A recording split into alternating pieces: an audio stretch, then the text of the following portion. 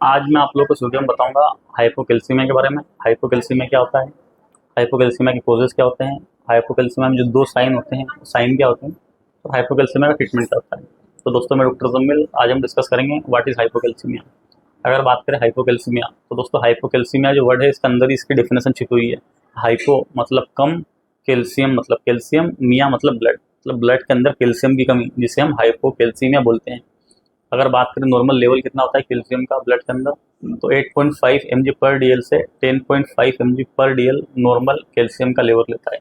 अगर 8.5 mg पर DL से कम हो जाता है कैल्शियम का लेवल ब्लड के अंदर तो उसे हम हाइपोकैल्सीमिया बोलते हैं। जैसे कि 5 mg पर डीएल 6 mg पर डीएल तक अगर कैल्शियम आ जाता है तो उसे हाइपोकैल्सीमिया कहा जाता है।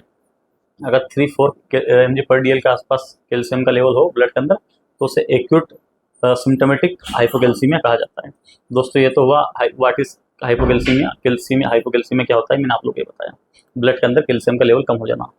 अगर बात करें हाइपोकैल्सीमिया के कोजेस क्या है, ऐसी कौन कौन सी कंडीशन है, बीमारियां हैं जिनमें हाइपोकैल्सीमिया हो सकता है। तो सबसे पहला जो कोज है, कारण है इसका, वो होता है डाइटरी डिफिशियंसी या इनएडिक्वेट कैल्शियम सप्लीमेंट का इंटेक। प्रॉपर जो डाइट लेते हैं हम, खाना लेते हैं, उसके अंदर कैल्शियम का प्रॉपर एब्जॉर्प्शन इनटेक नहीं हो पाना, उसकी वजह से हाइपोकैल्सीमिया हो सकता है। इसके बाद कुछ हार्मोनल इम्बैलेंस होते हैं, उसकी वजह से भी हाइपोकैल्सीमिया हो सकता है। Hormonal imbalance and certain medical condition, जैसे कि कुछ मेडिकल कंडीशन होती है उसकी वजह से भी हाइपोकैल्सीमिया हो सकता है।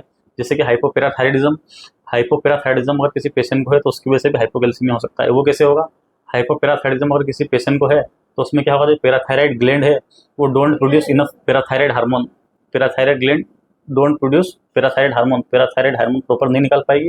जब पैराथायराइड हार्मोन नहीं निकलेगा तो स्केलेटल मसल से कैल्शियम ब्लड में ट्रांसफ्यूज नहीं हो पाएगा, ब्लड में उसका कंसंट्रेशन नहीं हो पाएगा, तो उसकी वजह से पेशेंट को हाइपोकैल्सीमिया हो सकता है। तो अगर किसी पेशेंट को हाइपोपैराथायराइडिज्म है तो उसकी वजह से हाइपोकैल्सीमिया हो सकता है। माल एब्जॉर्प्शन अगर किसी पेशेंट को है, माल एब्जॉर्ब है, तो उसकी वजह से हो सकता है।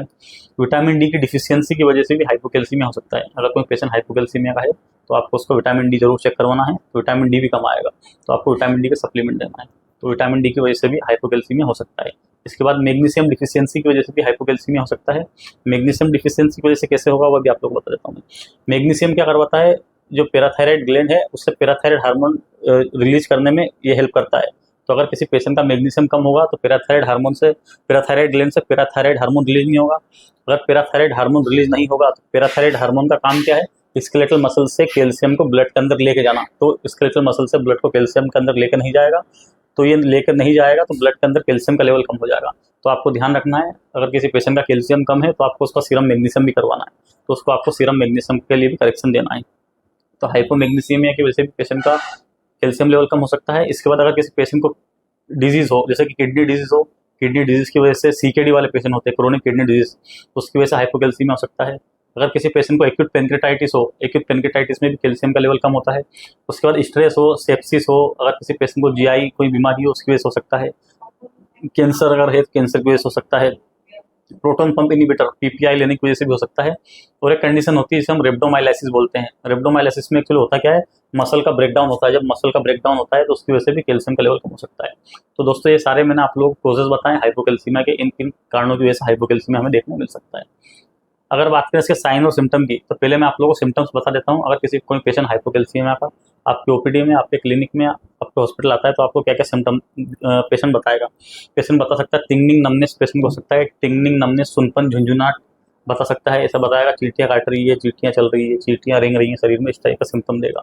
मस्कुलर स्पाज्म बताएगा मरीज, खासकर जो पीढ़ियाँ होती है, जो काफ मसल होती है पैर की पीछे वाली, उसमें बोलेगा स्पाज्म आ रहा है, बहुत सीवियर पेन होता है। यहाँ पे ऐठन आ जाती है, मरीज बोलेगा उंगलियां टेढ़ी हो जाती है, पैर की उंगलियां टेढ़ी हो जाती है।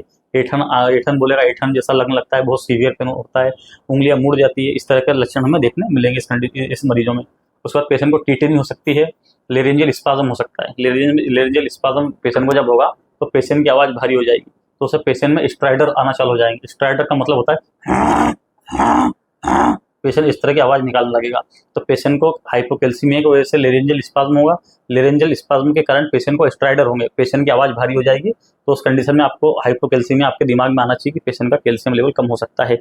इसके बाद पेशेंट को इससे सीजर आ सकते हैं।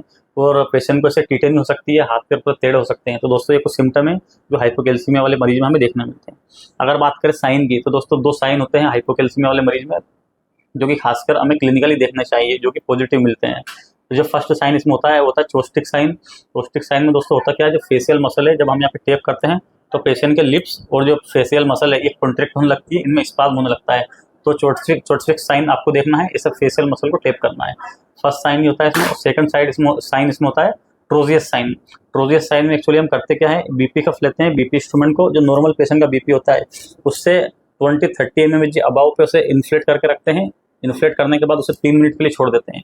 जब हम 3 मिनट के लिए बीपी कप बांध के छोड़ेंगे तो जो उंगलियां हैं पेशेंट की इस तरह से मुड़ने लगेगी, ऐसे इस जो फिंगर्स है, फिंगर्स का एक्सटेंशन होने लगेगा, और कार्पोमेटाकार्पल जॉइंट का फिंगर्स का जो है हमारा जो फेलेंजेस फिंगर्स है इनका फ्लेक्जन होने लगेगा, और कार्पोमेटाकार्पल जॉइंट का एक्सटेंशन होने लगेगा, और रिस्ट का भी फ्लेक्जन होने लगेगा। इस तरह से पेशेंट का स्पाज्म आने लगेंगे, जिसे हम कार्पोपेडल स्पाज्म बोलते हैं।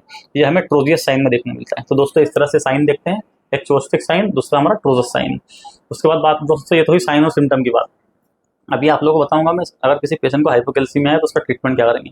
ट्रीटमेंट में हम इसे कैल्शियम सप्लीमेंट देंगे, विटामिन डी के सप्लीमेंट देंगे, विटामिन डी के टेबलेट्स देंगे जो हफ्ते में 1 देते हैं, कोलिकल्सिफेरॉल देंगे, विटामिन डी राइस 60 के कैप्सूल देंगे हफ्ते में 1 बार।